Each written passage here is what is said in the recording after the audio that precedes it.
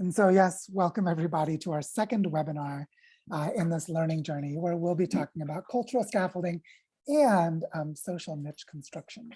So I feel like the two really need to be put together to make sense of how human culture changes over time and how we can become intentional managers of cultural change over time to create the support structures that we're going to really seriously need in the coming months and years. And so we'd just like to begin by saying that today our format will be very similar to the webinar last week, which is I'll be giving a presentation that'll last about 25 minutes. So I'll ask everyone if you could please mute yourselves during the time of the presentation. And the difference, because we're not using Crowdcast this time, is just afterwards, when you have questions and we can have discussion, it'll be much easier for you to unmute yourself and to just share your thoughts, and we can have something more like a dialogue, which should work on Crowdcast, but sometimes the technology fails and it's frustratingly frequent enough that I feel like it's safer for us to just use Zoom. And so I'd love to see just a show of hands for those of you who have your cameras on. Who here has heard of cultural scaffolding before? Who has heard of it before? Yeah, so see, like a few of you. And this is something that when I was doing work back in 2016, 2017, and 2018, when we gave birth to the Cultural Evolution Society, which is a scientific research community comprised of thousands of researchers all over the world studying cultural evolution, I was introduced to cultural scaffolding as a framework. And I just sort of was appalled, like, how did I get this far in life without knowing about this? And I think you'll all see why in a moment. This is something that I consider to be absolutely essential to the work of regenerating the earth, and more locally, for us to create the social supports in our own lives, to enable us to guide our own changes as we become more regenerative as participants in earth regeneration. And so with that said, I'd love to just start the presentation portion, and then we'll have a shared understanding by the end, and we'll have plenty of time for discussion. So with that said, let's get started. Here we are. And so what I want to say is that there are two conceptual frameworks that come out of evolutionary theory and evolutionary studies. Oh, and if there's anyone that's not muted, if you could please do so, just so that sound doesn't interrupt us during the time of the presentation. Two concepts that I found to be extremely important are cultural scaffolding and the formation of social niches. Some of you may be quite familiar with how niches work in ecology in general, and less familiar with social niches. But you'll see that really these are almost like there's a collection of phenomena that map onto one or the other, with the other one always present. Social niche construction always involves scaffolding, and cultural scaffolding is about the creation or the evolution of social niches. So sort of different frameworks in their historical intellectual traditions, but they are really explaining the same complex evolutionary patterns. And you'll see what I mean by that in a moment. So to begin, I really love this graphic that was from a paper by Charles Waddington back in the 1960s, when he was inventing the field of epigenetics. And for those of you who are not familiar, epigenetics is the activation of different genes within your body to create different amino acids to then change the future pathway of development for an organism across its lifespan. And he created this graphic to show that if you have a developmental process that is creating structure, as you go from the top is like in the past, and the bottom of these graphics is the future, that as you move from the past to the future, there are moments where decisions are made or processes are started that create structure. And then the system cannot just automatically jump over to the other pathway. So there are developmental pathways and there are choice points. And when we enter one developmental pathway, we become entrenched in it, and we're unable to jump over to the developmental pathway, the other one, unless work is done on the system and it's physically possible to do so. And this way of thinking is about things like small children who have brain development, where parts of their brain that help them learn language, that if they're not exposed to social interactions during that time, those structures of their brain will become rigid and fixed, and it will be possible Someone is unmuted, and I'm not sure who it is. Please mute yourself. Is that it becomes developmentally impossible for that child to learn language later. And this aspect of human psychological development is explained in part by cultural scaffolding, as we'll see in a moment. So first of all, just so we all have a shared understanding, what is scaffolding? Scaffolding is when you have some kind of developmental process that unfolds in time, like when you're constructing a building, for example, the building is being constructed over time. Scaffolding are support structures that are temporary, that you use the scaffold during a time that the thing that is being developed is not able to support itself. So the building can't stand on its own without the scaffolding being present until after certain building structures are put in place. And then after that time, you can take the scaffolding down because it's no longer needed. So the key thing about scaffolding is that scaffolding is temporary. Scaffolding has developmental stages when it's appropriate, and that it's absolutely essential for those developmental stages to continue to get to the next stage of their development. And this is true for constructing a building, which is where the most common examples of scaffolding are. But as you're about to see, it applies to a whole lot more. So think about all of the supports that are needed along the way, from the birth of a newborn child to the point where they become a teenager or a young adult. And what would happen if those supports weren't put in place? So if there were not adult caregivers, first of all, a child upon being born, a human child, is functionally helpless and completely vulnerable. And without their mother or a surrogate mother, they would very promptly die. They wouldn't be able to find food for themselves. They wouldn't be able to protect themselves from danger. And they would need a supportive environment where the most important scaffold is the mother herself, where the mother is holding the baby against her breast and giving the baby breast milk, touching and connecting to the baby to develop their immune system and their emotions. Lots of social interactions and eye contact, which is another support structure, is to make continuous eye contact with newborn children. And as you move forward in time to learning how to crawl and learning how to walk, learning how to tie their shoes, learning how to read and write, learning how to draw shapes. All of these are contexts in which supports are given from their environments to help them develop further. And if you start imagining, those of you who have had children or have worked with children, what would happen if these developmental supports weren't present? It would be absolutely catastrophic to the development of the child. The child would not be able to continue in their development. So cultural scaffolding is about all of the supports that are needed along the way to develop a cultural capacity. And this applies for individual humans across their lifespan, which means it applies to every one of us across our lifespans. I want to take a brief detour into thermodynamics because some of you know I spent about 9 years studying physics and doing sort of like applied philosophy as a mathematical physicist. And one of the things that always intrigued me was that there's this key insight from what's called the Second Law of Thermodynamics, or the study of entropy, that helps explain a lot about how patterns form in the world. And I want to take a detour into this because it helps us understand the fundamental importance of these scaffolding processes. So first of all, entropy can be described as the amount of information you have to provide to fully describe a situation. So you notice here I have this collection of very well organized circles. The entropy is low because I can have a very compressed way of describing the information to tell you where all of those circles are. Whereas the high entropy situation is a place where there's more disorganization. More information needs to be provided to describe the irregular patterns in space that come with that shape. One of the things I studied when I was in graduate school studying pattern formation in complex systems was I studied fractals. And what you see here on this bottom collection of images that you look at from figure 1 to figure 5, this is called the Sierpinski Triangle, which is an iterative process of producing a fractal. And the way you produce the fractal, as you can see from going figure 1 to figure 2, is for every completed solidly colored triangle, you remove an inverted triangle from the center of it. So the first thing is a full black triangle, and you take a small triangle that's 25% of the surface area and you remove it. Then you're left with 3 solid black triangles.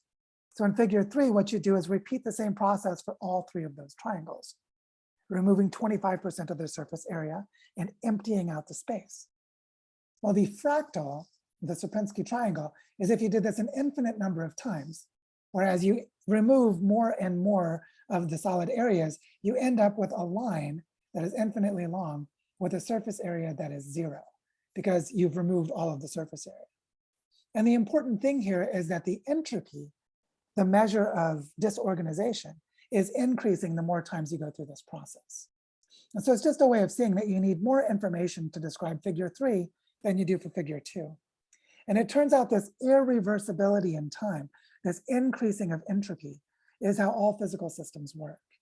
And the second law of thermodynamics says that any time there's energy exchanged anywhere in the universe, entropy either stays the same or it goes up, but it cannot go down. And that's what the second law of thermodynamics says. And what this means in practical terms is to go from a disorganized place to a more organized place, you have to do work. But because while you're doing work, it's not a perfectly efficient process, you actually increase entropy somewhere else in the universe while you're doing it. I have a very beautiful and elegant example of this. If you take a crystal wine goblet like this one and turn on an ultrasonic sound that starts to vibrate the crystals, eventually the glass goblet, the crystal goblet, will begin to shake and vibrate and shatter and break itself apart. And it would actually explode and send shrapnel all across the room. What the second law of thermodynamics says is that in practical terms, it is physically impossible to gather every single atom in the crystal alignment of relationships of that goblet and take the broken shards and put them back together into the original goblet. It's actually impossible to go backwards in time for processes like this. And the reason is that as the pattern is forming, as it's exploding and shattering, there are things that are happening that are irreversible that have to do with the way energy works as patterns form for everything in the universe. And I say this because cultural scaffolding is a similar kind of process. It's maybe slightly less dramatic, but the principles of the second law of thermodynamics would still apply. So if I show you an animation like this and say, does this violate the laws of thermodynamics? Where you can see that as this Petri dish that has spores in it that are self-organizing themselves, single-celled organisms that are gathering into a structure, are they violating the second law of thermodynamics? And the answer is no, because this Petri dish, this slime mold, is actually receiving energy from the outside. And it's using that energy for all of these slime mold spores to grow their bodies and to grow their structures as they relate to each other. So in a way, it looks like the wine goblet putting itself back together. But what it actually is a developmental process that as the process unfolds, it sets constraints on how it can continue developing into the future. And that self-organizing living systems always do this. As another example, for those of you who have never seen an ice crystal forming a snowflake under a microscope, this is a real snowflake that is forming under a microscope. And the way that the snowflake forms is called deposition, which is there are deposits of water on the edges that are growing the branches out. So you can see that the central structure stays the same and the outside is growing away. But what a lot of people don't know about an ice crystal is as water vapor that's in the air is converted into an ice crystal, it goes from a high energy state to a low energy state, or from a high temperature to a low temperature. And as it does that, it releases heat into the air. And the way that that has an effect on the formation of the snow crystal is locally, where the ice is depositing on these branches, heat is released, which is why the branches move away from each other and create gaps, is that there's localized heat that keeps the ice from forming. And only at the points of each of these branches is that effect not occurring. And so there's this energetic interaction to create this complex pattern. And what's important here is there's a developmental scaffolding, which is the existing shape of the ice crystal, limiting and directing how the ice crystal can continue growing. And its limitations and its direction are determined by the laws of thermodynamics. So this is just a way of generally looking at how patterns form and seeing the importance of understanding this directionality in time, the irreversibility that you can't easily go back to a previous state, and that every single moment there are scaffolding supports interacting with and guiding the future development. But just like here with water vapor forming into ice crystals, it may not be visible to our eyes, so we have to practice and learn how to see these scaffolding processes. So now to define what cultural scaffolding is more concretely. Cultural scaffolding is comprised of 4 parts, or really 5, because it is the generative interactions between 4 parts. And those generative interactions are where everything occurs. So they're the generative interactions between actors in a specific social context, the artifacts that they use to engage in their developmental process, the practices that they use to learn and scaffold each other's development, and the infrastructure or the structured or built environment in which all of this occurs. In this image here, you can see that there are 2 actors. There's a teacher and a student. Among the artifacts are chalk and a chalkboard. One of the practices that's being done is a form of multiplication. So the teacher is teaching a mathematical process. And the infrastructure includes the classroom, the shared language, where they may both speak English, or they may both speak French, or they may both speak Spanish. But there's a shared social infrastructure of shared language, including shared knowledge of numbers and mathematical functions. And the generative interactions between the actors, the agents, and the artifacts, the practices, and the infrastructure, all of this together creates the cultural scaffolding. And you can imagine how a human child would have a really hard time learning multiplication and long division, or calculus and differential equations, or other advanced forms of mathematics without these scaffolded learning environments. So cultural scaffolding is this web of interactions. And if you want to understand how scaffolding occurs, or if you want to change it, you can ask, who are the actors? What are the tools that they use? What kinds of practices do they engage in? And what are the structural supports of their environment? And all of these become like a design template where you can change any of those. Or you could keep all of those the same, but just change the interactions between them. And you would be changing the cultural scaffolding process. So the clarity of seeing these different parts is going to be really helpful for us to design our own scaffolds as we attempt to become more regenerative in our lives. Here are a couple of examples of what I'm talking about. This picture on the left, the 2 actors are the mother and her child. Among the artifacts are a soft carpeted floor that the child can fall down on. The fact that the floor is flat is part of the infrastructure of the environment. One of the tools that they're using is a little push cart. And you can see that the mother is using her hands as a generative interaction to help this child learn how to walk, while the child is interacting with the scooter as a generative interaction to also learn how to walk. So here, all 4 of those elements are in play.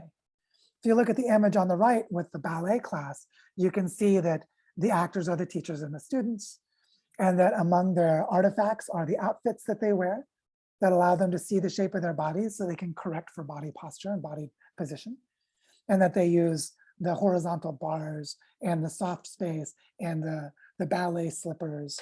All of these things are parts of the artifacts that they use. And there are pedagogical ways to teach ballet that the teacher is using to teach the students. Similarly, for these 2 women in the bottom image doing chemistry together, you can see that part of their cultural scaffolding is the immense infrastructure of institutions that taught them everything they know about science, including the manufacturing and the delivery of all of these laboratory implements.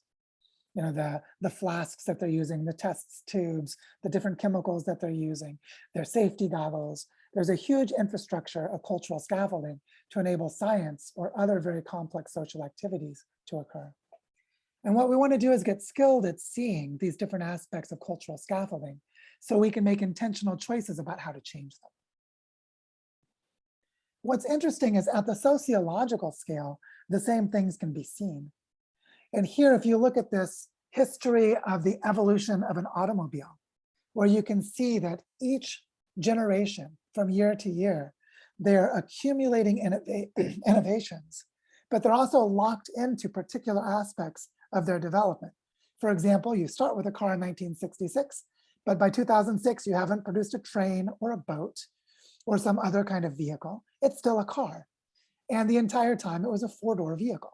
So there are parts of its structure that stay developmentally constrained for you to see its ancestral lineage, that this is all the same evolutionary process of innovation for the same kind of automobile.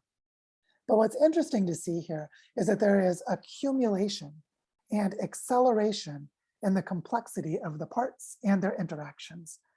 And this is where we talk about innovations in technology, collective intelligence, and other aspects of the great acceleration of humanity that's occurred in the last few hundred years, is that cultural scaffolds give rise to exponential processes where the changes can be cumulative and directional.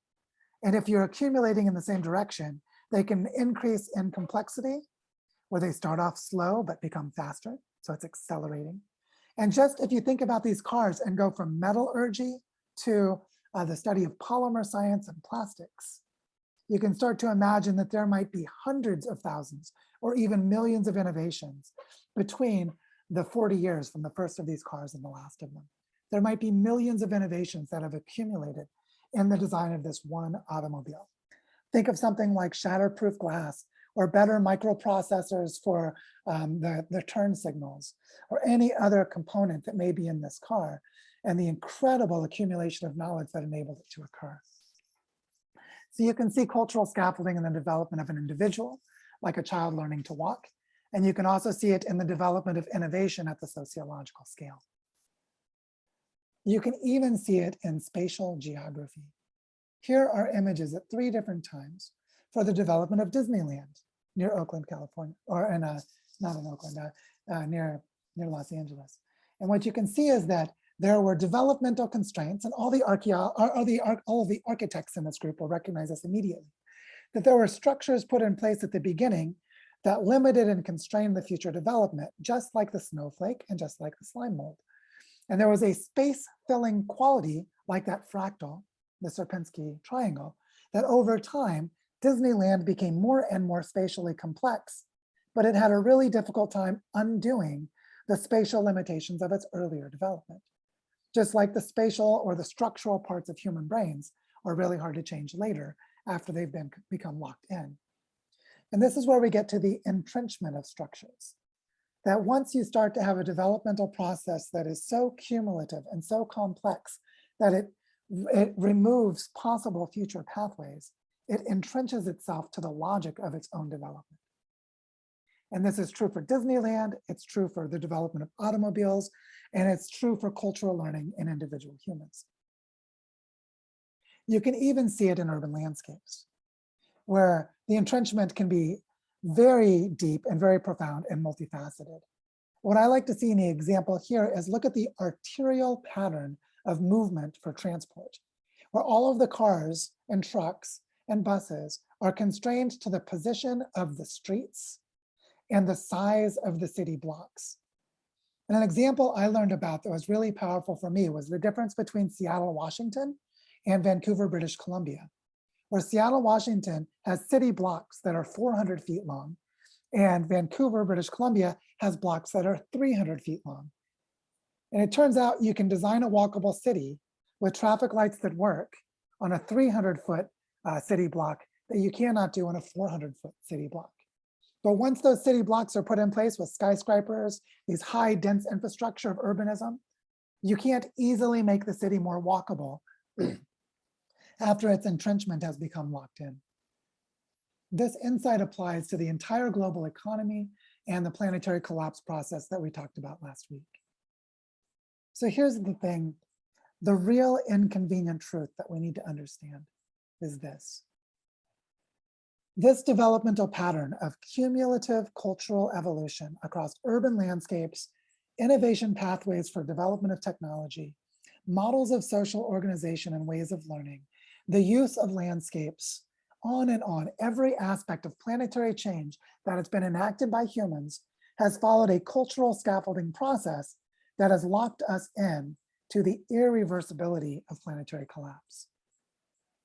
There are so many irreversible processes that have already crossed critical thresholds, such as the Green Revolution that happened in the 1950s, which caused a runaway human population explosion to where now, as of the 1970s, we've passed the carrying capacity of the entire planet, and we've been past it for almost half a century. So these are irreversible processes that are locked in to the entrenchment of our own cultural scaffolding. Also, only those of us who understand how to see these changes in time will be living in reality as it actually is. So when I hear someone say, we can keep climate change below 1.5 degrees Celsius by 2030, I see a person who is not living in reality because they do not understand these developmental processes. And if they did, they would see all of the abrupt climate change patterns that I talked about in the webinar last week, especially in the video recording I made later, because the technical difficulties didn't allow us to see it. The blue ocean event, the shutdown of the thermohaline circulation or the Great Conveyor Belt of the World Ocean, the collapse of the Amazon, the release of methane in Siberia, et cetera, et cetera. We're right in the middle of these abrupt climate changes, and it is now impossible. We have entrenched ourselves in abrupt climate change, and we're at least 30 years too late. So anyone who says we can still get below 1.5 degrees Celsius, just quite honestly does not understand reality. And this is a very, very disturbing truth. But you can see now why I say cultural scaffolding and the developmental entrenchment that comes with it, one of the most important things for us to understand if we want to become regenerators of the earth. Because we need to create patterns that can entrench themselves in the direction of regeneration. As these existing entrenched patterns self-terminate and kill themselves because they're too late to stop. So how do we create the cultural scaffolding that we need? How do we do it? Look at my face, I'm like, oh, I don't know. Well, actually a lot is known. And this is what's so beautiful about what we're doing in this learning journey is we're going to practice creating cultural scaffolding.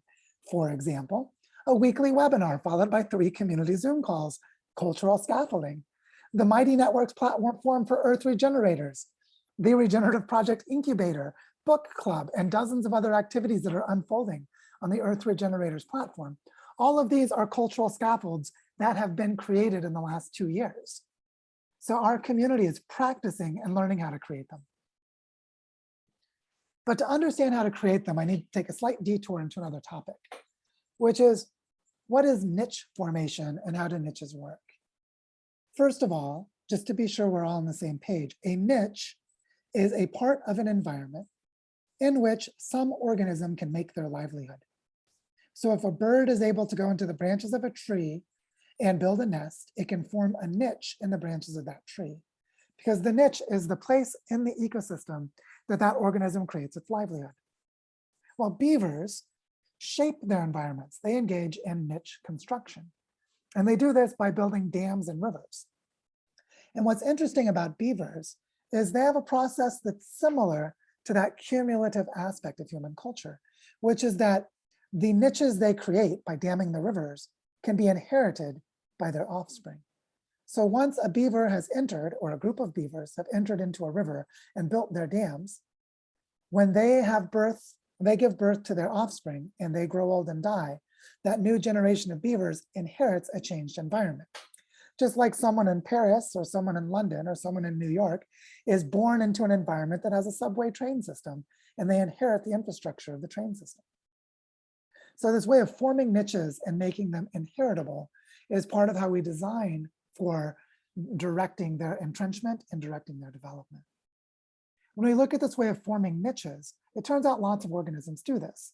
For example, when spiders weave a web, they actually turn the air into a food retrieval system. They build a niche in the space between, just like that Sierpinski triangle builds patterns and shapes and structure into a triangle. Spiders fill the air with spider webs and form their niches. Now, while spiders' webs are not inherited the way that beavers' dams are, they do have this formation process. They're able to create their own niches. It turns out humans create social niches that are able to grow in complexity through the processes we've been talking about here, like the way that those cars became more complex or the way that Disneyland changed its spatial geography. If you look at this image, this is a quintessential social niche for ancestral humans. It's a group of human beings in a small group who are all extended family or are close friends, who have a shared language, a shared worldview, a shared cultural history, shared practices of how to gather food, how to make clothing, who their gods are, what is the sacred, and they have a fire where they sit together and cook food and tell stories. These social niches, the campfire, in which ancestral humans have gathered from the very beginning of our species are incredibly powerful for teaching a new technique for how to make a hunting tool, or teaching a new gathering insight about a place to go and gather berries, or sharing a way of processing a particular plant to make a special kind of medicine. These social niches for ancestral and contemporary humans are sites in which innovation can accumulate. And so us gathered here and gathering in our Zoom calls, we form social niches to do what our ancestors have always done. We share learning, knowledge, familiarity, and social support with each other to move in the directions that are good for our communities. This is something humans are incredibly good at, and that we do quite naturally when our environments are conducive to it. So you might remember that one way I framed this learning journey is that we want to learn how to get out of the extractive economy and make the transition into regenerative livelihoods. One of the challenges we face is almost everything about the extractive economy has been built up through entrenched structures of cultural scaffolding. And what we want to get to is a regenerative life. And the problem is we don't have the cultural scaffolding we need to get there. It's just a bunch of question marks. Should I leave the city? And if so, where do I move to? Should I go to college, or what should I study? Should I go and get a permaculture design certificate, or should I study something else? We don't actually have clear and well-articulated pathways of development to change our own lives. And so a lot of the work that we need to do in this learning journey and in the regenerative movement in general is get really good at creating our own cultural scaffolding and becoming cultural scaffolding to each other. And as we do this, we will get better and better at creating regenerative livelihoods for an increasing number of us. So we need to become designers of our own social niches, where we intentionally and mindfully create them. Luckily, a lot is known about how to do this, and next week's webinar will give a teach-in on pro-social, which is a framework we use a lot here on Earth Regenerators. And the important thing here is, while pro-social is one collection of knowledge, there are actually many tools and frameworks, lots of principles and capacities for the design of social niches. There's a huge amount that's known about how to do this. And the key thing is we need to practice. We need to look at the different elements of our own social niches as they are now and learn how to scaffold them to where we need them to go. And it turns out every human group is a social niche. So anytime a group of humans gather, we can practice doing this. And in this learning journey, we're going to be practicing for the rest of our time together. This is the way that I described the overall pattern of our learning journey in the presentation from last week's webinar, which is that we want to map out what it means to live regeneratively, then create support structures for each other, and get to the point where we can help each other make decisions and take actions. And you can see this whole process is about creating cultural scaffolding. So we can say it another way, that we want to practice designing social niches for each other. And do this in a way that each of us becomes the embodiment of cultural scaffolds for each other. I am a cultural scaffold for you, and you are a cultural scaffold for me. And this allows all of us to accumulate regenerative livelihoods and learn how to live more regeneratively. And that's going to be the work that we'll be doing during the rest of this learning journey, and quite honestly, the rest of our lives as we learn how to do this. And so that is all I have for a presentation. I'd love to begin a discussion with all of you about what makes sense, what's confusing, what jumped out at you. And we have about 25 minutes left, so we have plenty of time for discussion. You can raise your hand using the hand raising function, which you can get to under, is it under more? Is that where you find it? Or it's under, no, it's under reactions, isn't it? Under reactions, if you click on the bottom of the screen, you can raise your hand. I see Roberta has already raised her hand. So Roberta, please unmute yourself and share what you'd like. Hi, Joe. So a couple of impressions. I'm really glad that you talked about the potential to shift long-standing patterns. And I just want, but I started to think about scale and for example, I come from a deeply traumatic childhood background. And there would be many who would say that I'm just damaged forever. but I know that isn't true, right? And so when I think about, I tend to work on more of the local, regional scale around conservation and these development patterns. I just so happen to live in the biggest, least dense city in the United States. So, like, the development patterns are terrible and well entrenched and almost impossible to fight. But when I start to think about that scale, I start to freak out, Like, I can see how in my smaller context, neighborhood scale, we can shift things. It becomes much harder, even though I work in organizations that try. And so I'm really curious about that, your views on scale. And then, we're talking about planetary scale and what might be different one scale to another. First, I Or would how just make can we be hopeful? yeah, I'd start with a Yeah. comment about developmental trauma. And I think all of us can relate. I got my baggage of trauma, who doesn't, right? And so one of the things is, if we don't have nurturing social environments, we cannot fully heal, because humans are so profoundly social. And oftentimes we try to heal ourselves as individuals rather than creating healing cultures and healing social contexts. So I just wanted to name that this way of forming social niches is how we heal. And we'll see that a lot when we talk about pro-social.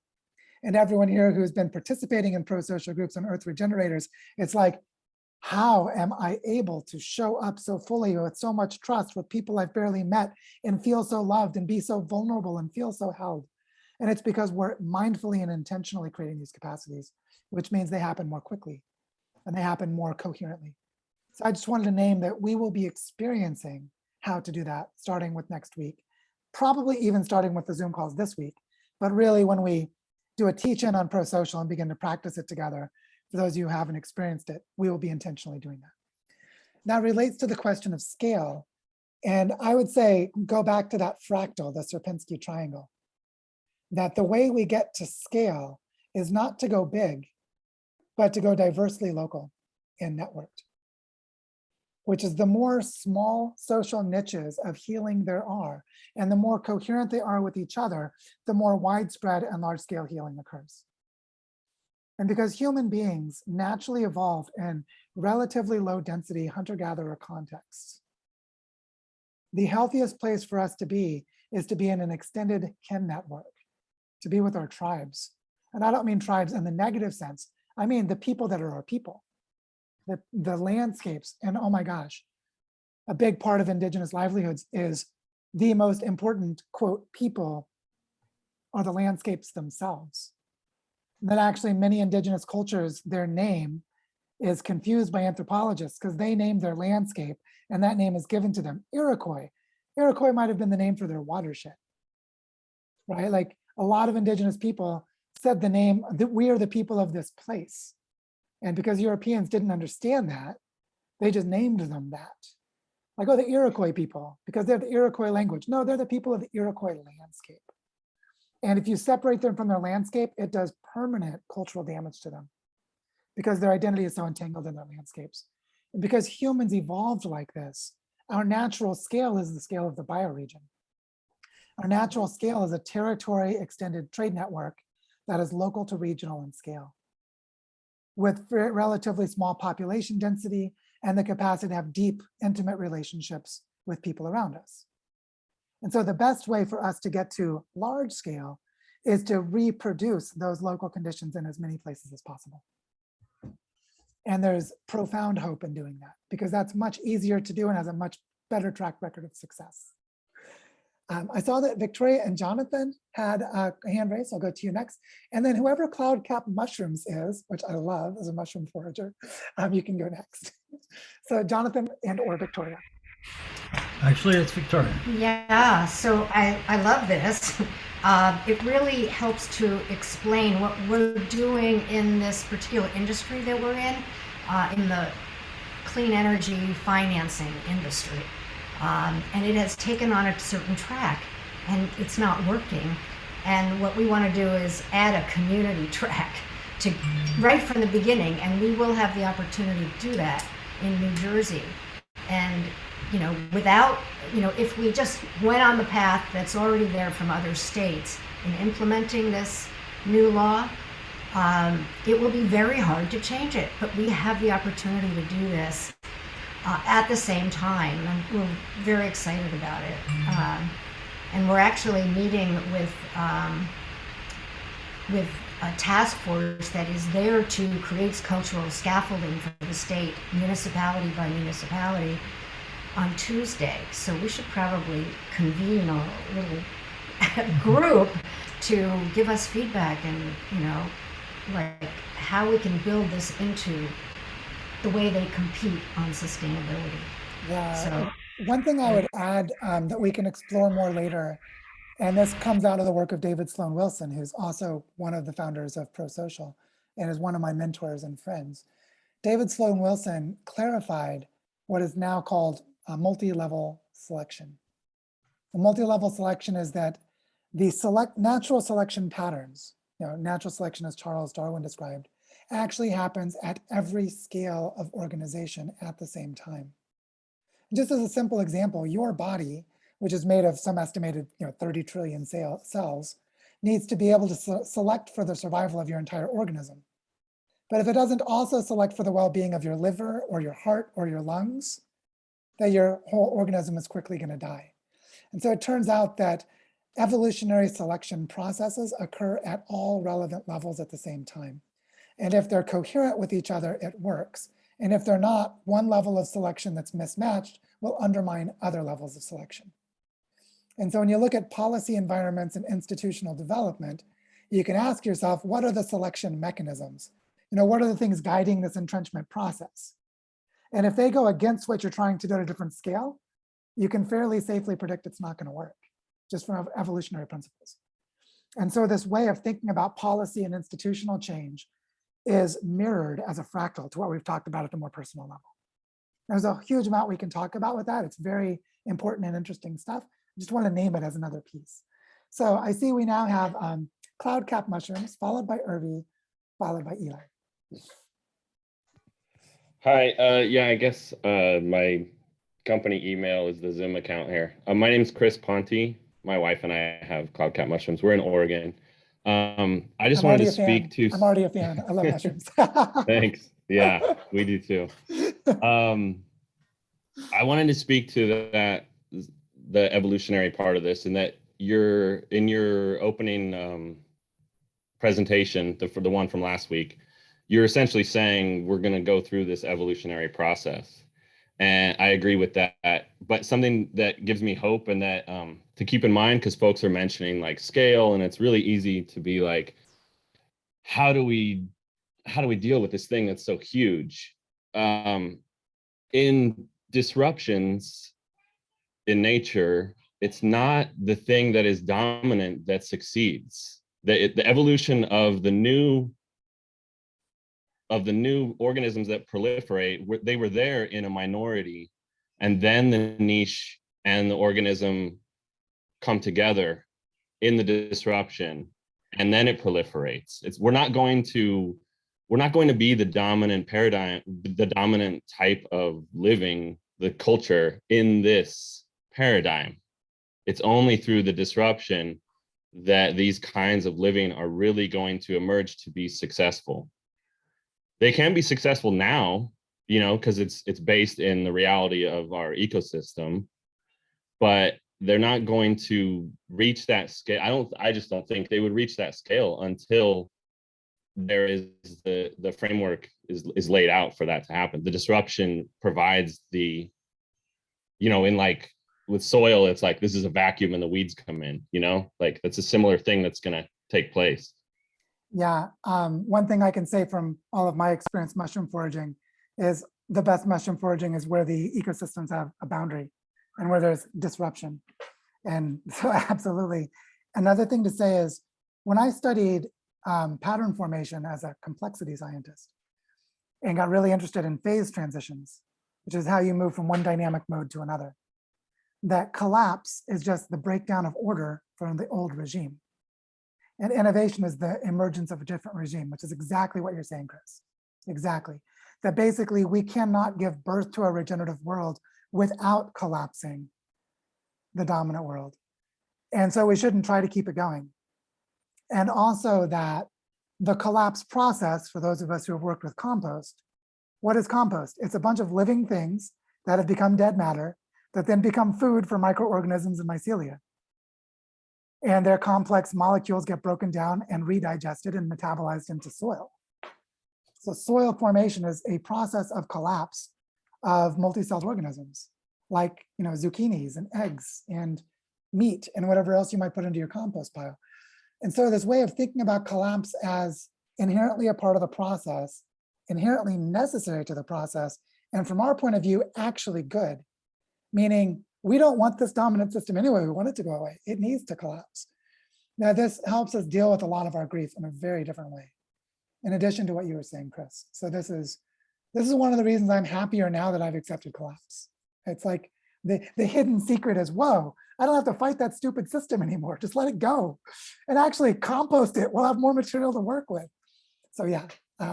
Right. And specifically, I was saying like, I can be hopeful in knowing that I'm just one piece of something it's the monastery thing that you were talking about, like the genetic diversity that's out there, the cultural diversity that can move into a space. I don't have to be part of a huge thing, nor should I be, because then I would be part of this.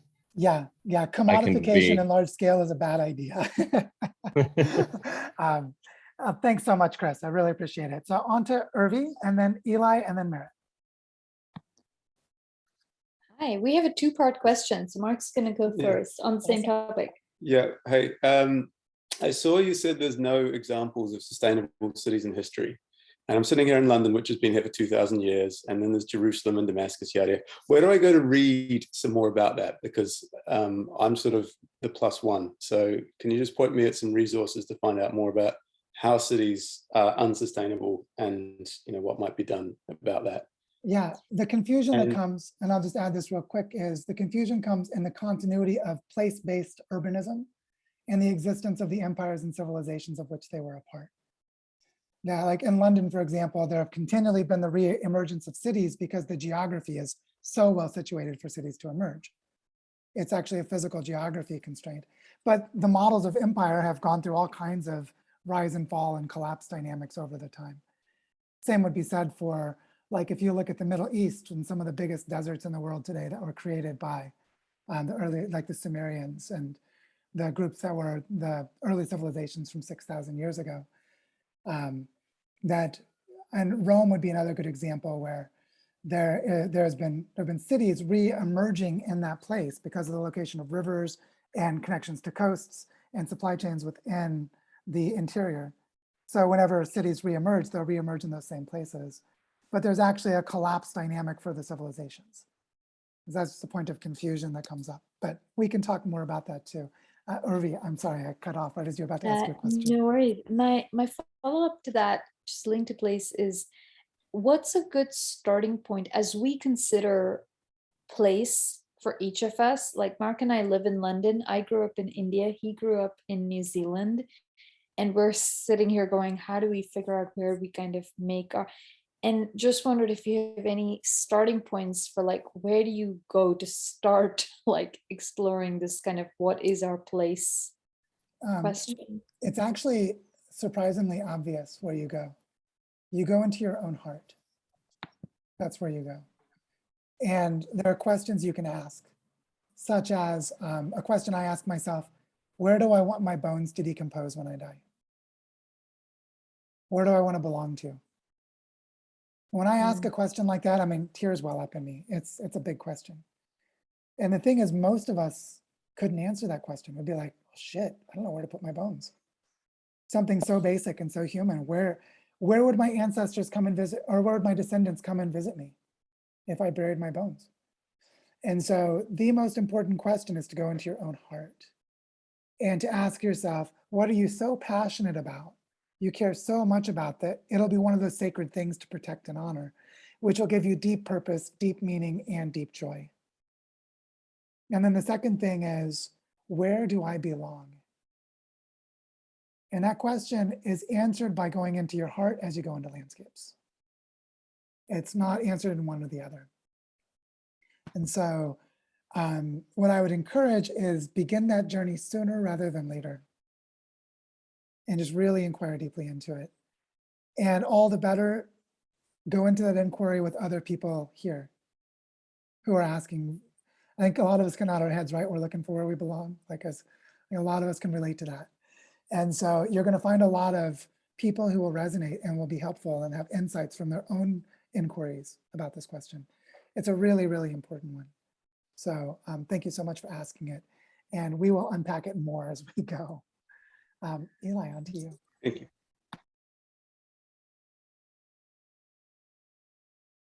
Sorry, I'm working on two screens and I can't get my mouse to go where I need it to go. Hi, everybody. It's so good to be here today. Of course, my question grew as everyone said their things in between, and I have so many other things to say. But my first thought, even as we were watching the presentation, was sort of like thinking about, you know, scaffolding and cultural entrenchment and sort of as a in sort of official capacities. So formality versus informality, right? So like informal systems, not only social, but also physical, and the way that those are built sort of around things that become sort of entrenched and scaffolded. And I think, you know, as people who try to build and scale, and I'm in an urban place and I have, you know, I'm a fourth generation New Yorker, but I'm someone who's often considered like leaving New York, and just, you know, just like Irvi and Mark were just saying, like, and I come from urban design and architecture too, right? So like, what do we do? Do we leave cities? Do we stay in cities? And the notion that sort of like the binary that we're often sort of taught to believe that like the city is not as natural as other places, but actually in many ways cities are more sustainable because we are scaling and because we're not using resources in as demanding a way, right? And so something that I find myself thinking as we're sort of like, oh, where do we go? How do we scale? How do we do these like local things, these smaller things, these niches? And you said, you know, like build the niche in the heart. And something that's been incredibly useful for me over the last couple of years, which I kind of wanted to put out, was the idea of where this work is happening ideologically, right? So I'm going to go into philosophy for a second, but it's something I teach my students and it's really helpful. So I don't know if people are familiar with this, but Louis Althusser has a concept of sort of the ideological, social, or state apparatus, right? And I found this to be super, super, super helpful. And I think as we think about entrenchment, this is so helpful because even when you're in a place where, like, I'm in New York City, I may not be able to build a biopark right now, but something that I can do is work with people on their ideological entrenchment. And we often cannot move into out of physical entrenchment without moving ideological entrenchment. And the reason that I bring this up too is because as we're sort of like, how do we build these regenerative places? And I was, you know, I actually started thinking about this, oh, where did they go? When Victoria and Jonathan were talking, because they were like, oh, you know, we're in this industry. And I'm someone who I run a nonprofit, but I don't really run a nonprofit because I want to. I run a nonprofit because in New York City, in order to form this type of structure, I had to form this sort of organizational corporate structure in order to do what I do formally on paper. Now, what I do in many ways is really an informal practice, but to formalize it, it often becomes stuck in ideological apparati. And the reason that I'm bringing this up is because I think a lot of our challenge happens in this ideological space of language. So, I mean, and I'll talk about this as we go on, and I'll share as much as people want, but like something that I've been doing for the last couple of years is building what I call this like disruptor mechanism protocol, which has to do with like, some of this work just needs to happen in language, right? Like some of this work happens like in cities. If you can't work with, if you can't work with compost, if you can't work with green spaces, maybe you can work with language, right? Maybe you can work with building and reframing the way people around you are even able to deal with these ideas, because we're so stuck in the ideological apparatus, right? So like when Victoria and Jonathan are trying to build this thing and then they make it into a business, suddenly the logic of capital like crushes amazing ideas, right? And like I've seen this happen again and again to so many like beautiful ideas that then formalize and become crushed by the ideology and also language and also sort of just logic of the system. So you build the thing, it comes in with the great ideas, someone finances it, and suddenly there's someone in the room running the organization based on the logic of capital, right? So like, how do we move out of this while also sometimes formalizing, right? Because to scale, we often do have to add formality. We often can't operate entirely in the margins in order to actually do this work. So this is something I've been thinking about a lot. There's obviously a lot of different aspects to it, but I just kind of wanted to put that like ideological apparatus and entrenchment and language work sort of into the mix. As someone who worked with George Lakoff and taught people cognitive Ooh, me too. linguistics and strategic framing for 10 years, all I can say is high fives, Eli. It's so true. And one thing that I found really powerful for my own innovative work is I don't formalize. Earth Regenerators is not an organization. We do all of our crowdfunding through informal channels. We do everything with pro-social groups. And it keeps us continually nimble to be authentic in our relationships, to practice exactly what you're talking about, which is to practice changing our ideological orientations toward relationships that are often so habitual that they haven't been considered yet. And so for us to move out of those spaces and move into spaces where we cultivate values alignment and purpose alignment, and then really get clear on those things, and then go back to these ideologically laden institutional places and be like, and now we're not going to do that, even though it would have looked like a great idea before I become sensitized to this. And that this way of becoming familiar together is super helpful. And yeah, you've opened a big can of worms. There's so much to explore there. It's super important, so thank you. Yeah, I mean, I would say one thing, like on that formality level, like this year, I don't know how many people in this group are aware of this or dealing with it, because I think it's mostly United States. So like, for instance, like the informal challenge of the exchange of digital currency, for instance, like has really shifted. Whereas we could do a lot of work informally and off the books when we were dealing with physical money and barter. Now that we are working in digital channels and places like Venmo and PayPal and other sort of digital exchange are tracking your money, they're now sending you 1099s. Like if you've exchanged more than a certain amount of money, right? So our efforts to remain nimble, right? And I also run sort of like a sort of agile open source organization. Like it's all on paper. I don't even want it to be on paper, but you can't, it's really hard to like escape that more and more, right? So like the entrenchment of being sort of forced to participate in these other systems is becoming something that we have to address in new ways. So yeah. Yeah, there's a book called Systematics or System Antics, the antics of systems, where it says any system once created will encroach. It will just encroach and encroach and encroach.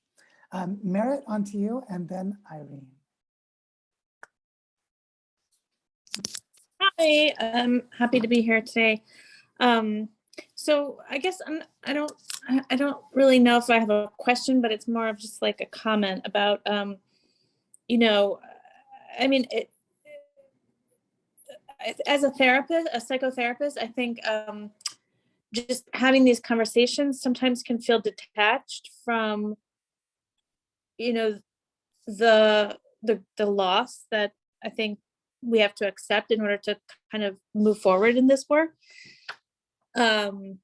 And I know that I've been on previous calls with you, Joe, and you know, I don't mean this as a, you know, I'm not intending to say that you sound detached, but there's this feeling of detachment that that when I describe this to other people, they have said that, well, it sounds like it's a you know, there's a detachment, you know, what is that about?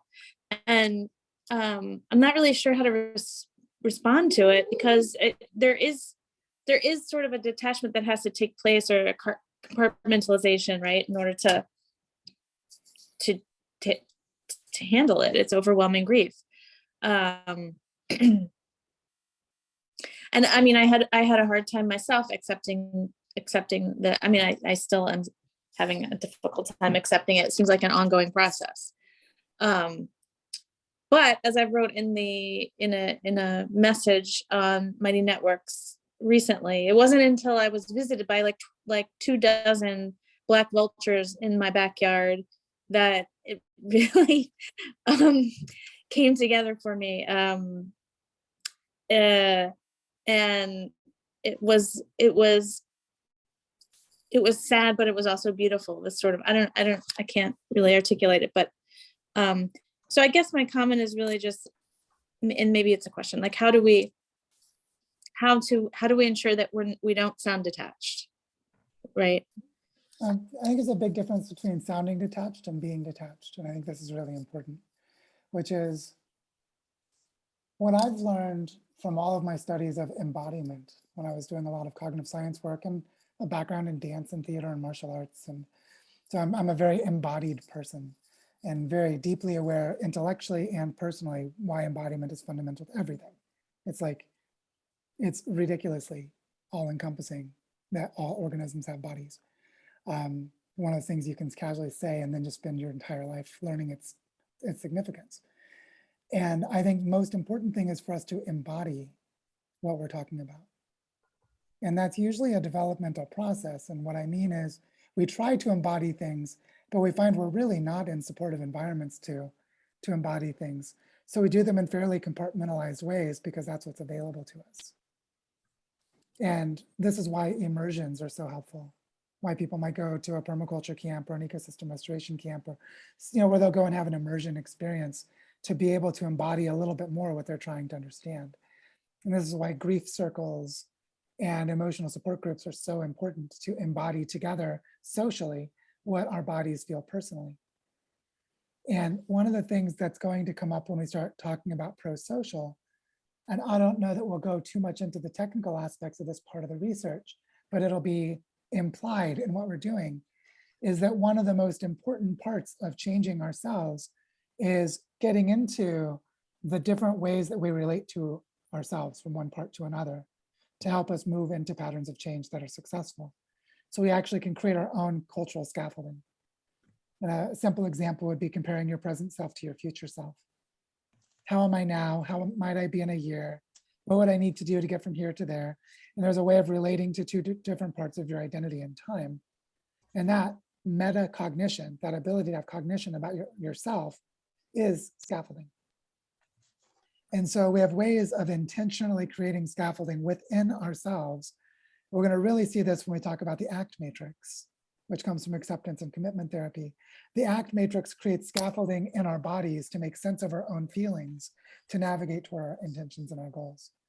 And the scaffolds are physically in our bodies. They're wayfinding tools.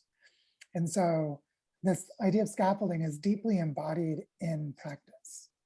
And we just need to experience it to see how and why.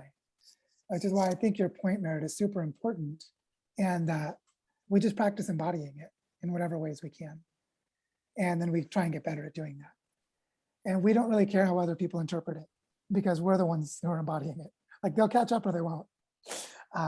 Obviously, there are exceptions where we make attempts anyway, like, I want my mom to understand what I'm doing, but or I want my life partner to, all of that. But yeah, it's a super important topic, and I think we'll want to explore it more.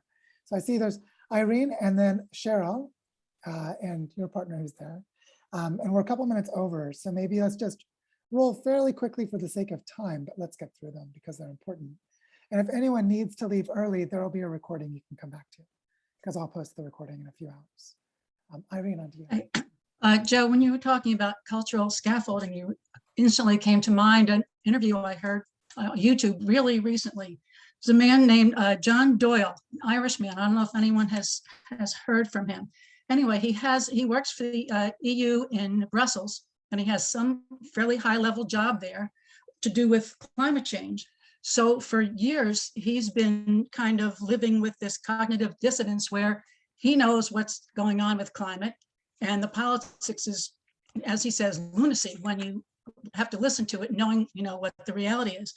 And so he said for years he felt like he was shouting at deaf people And then recently he learned about something called the wisdom of trauma. I don't know if anyone, I had run across that too. What's his name, Gabe? Anyway, so he all of a sudden realized that, and that's where this cultural scaffolding came in, that the leaders he was dealing with, the political leaders, they could not, literally could not hear something so outside their past that had gotten them where they were. It would have been almost like refuting everything that had meant something to them. So, I mean, it sounded so familiar. You get entrenched in a path, and according to him, that's where they were. It also reminded me of a line I love from a poem I saw recently that said, because I've been trying a little bit to work with politics, and that'll really drive you crazy. But this line said, don't waste your time trying to explain the matrix to the matrix. And that just, that's, I feel like if you're working on the politics, that's exactly what you're trying to do. So anyway, that's it. Thank you very much for everything. Yeah. Thank you, Irene. This way of seeing how people cannot see, or their own emotional security connected to their core identity, they cannot see. Right. We can love them for that and say, I'm sorry you're not able to see. I know it would cause you too much pain. Right. You don't say that in a comment, you don't even say it, but you can say it inside yourself. You can give a little blessing to it. And it turns out that that is cultural scaffolding for ourselves, because we forgive ourselves for being angry at them, which helps us. Turns out lots of benefits in forgiveness. So thank you for that, Irene. Cheryl and Xavier. I see you've changed the name. Hi, I'm Xavier. The question's for me. Thank you for creating this space, by the way. This has been really lovely so far.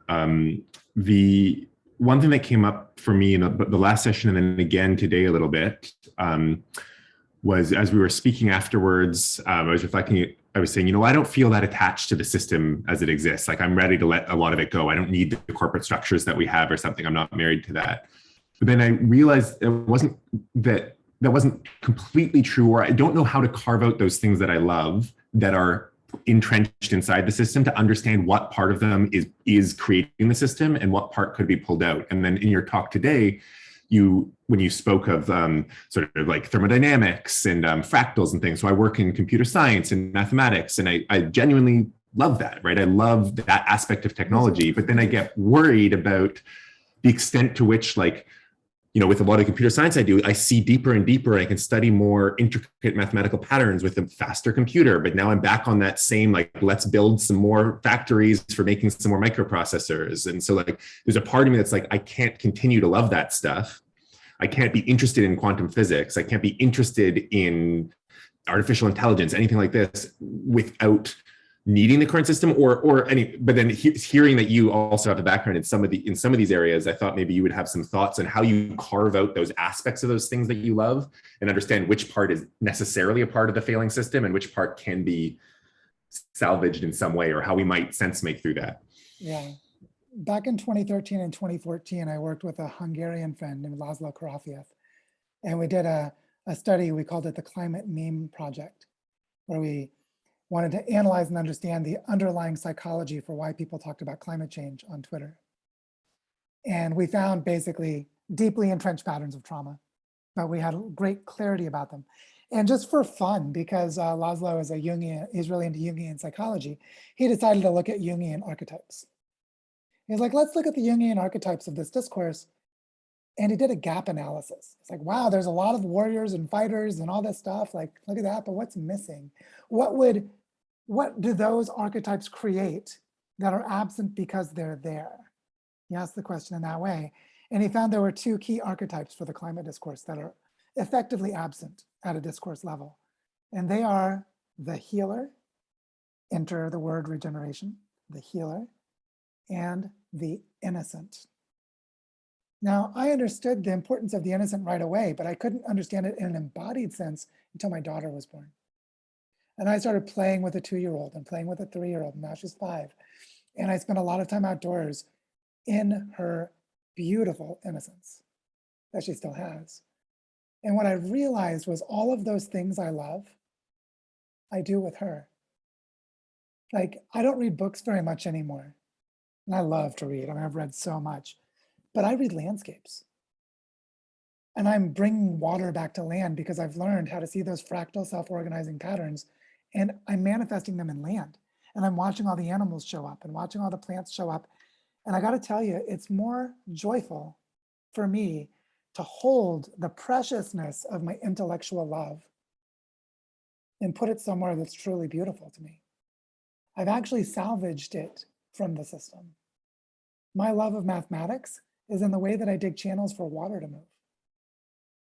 And you know what? It's so much more amazing. And I had no idea until I'd been doing it for about 6 months, and I felt it slowly healing me in ways I couldn't even feel because I was too numb.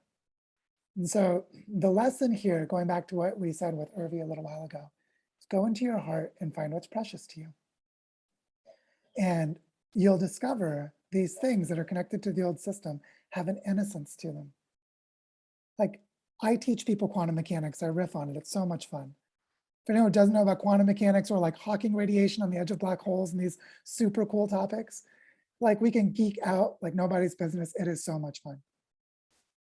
But if we're doing it outside of the context of a living universe, if we're doing it in Descartes' clockwork universe, we're wrong. We're empirically and scientifically wrong. You know, that paradigm has been discredited. And the feeling of how beautiful it is so much more.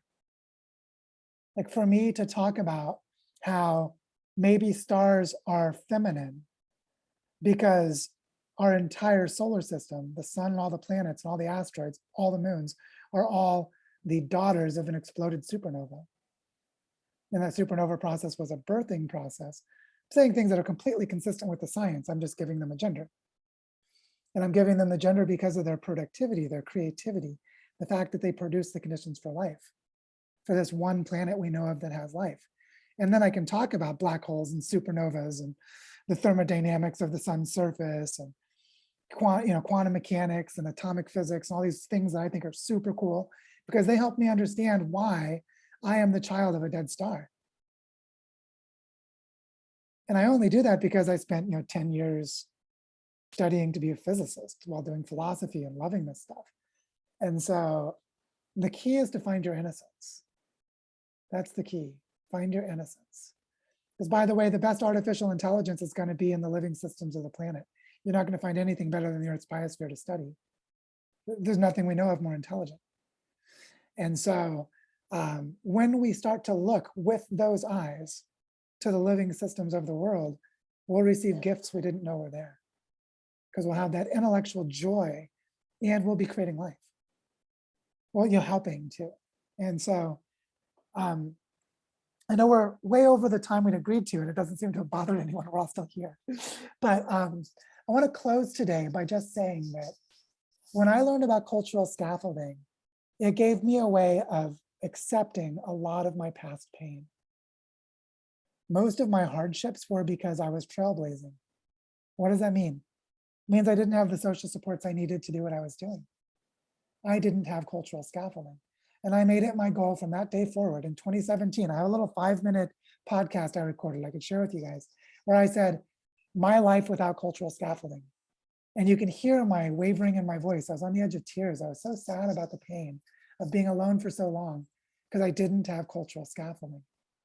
And then I had to search for a few years until Earth Regenerators was born. I didn't have the cultural scaffolding I need. And then all of you showed up. And then I had it. Gail, you know. Gail, you know. You were there. Pamela, you know. Like those of us who are here from the early days of this, we arrived to our people and we began creating social support systems together. And it's changed everything, hasn't it? So this way of recognizing the absence and thus the need. So therefore we must, and now we do.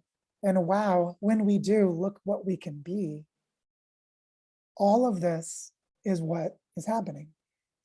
And if we're going to get to scale, in a planetary sense, it's because we're going to create human social niches of nourishment and support across the entire planet. And we're going to learn a lot about how to do that starting next week with Pro-Social. We're going to get into the depths of part of what Eli was saying about working through our ideologies is cultivating the regulation of our emotions, and the flexibility to change our psychological perspectives. Fundamental to doing that work. And we'll be learning together and practicing together how to do that. And so this is so personal. This work is so personal. You have the opportunity to re-envision yourself as part of a living tapestry that is comprised early on among humans who co-create, and then you'll start to see why humans cannot go extinct. Humans are unique in our ability to do this, and the planet needs us.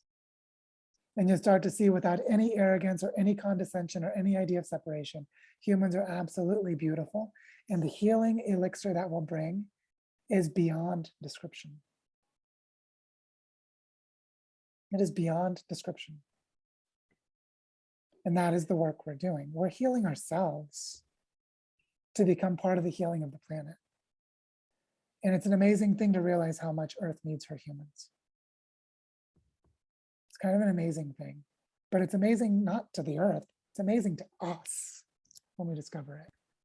So we're gonna get more power, more ability, more capacity to guide our own evolution. And as we do it, we're going to find that we get love that we've needed, that we didn't know how to get. Because it turns out that's mostly what we're going to be doing. And so I'm really excited about the Zoom calls, the community calls this week, to see what emerges from this and how this can carry us forward into becoming, as David Sloan Wilson says, to become wise managers of our own evolutionary process. Wise managers of our own evolutionary process. And thank you for being on this journey with me. I'm so glad to be among friends and onward, fellow humans. See you all soon.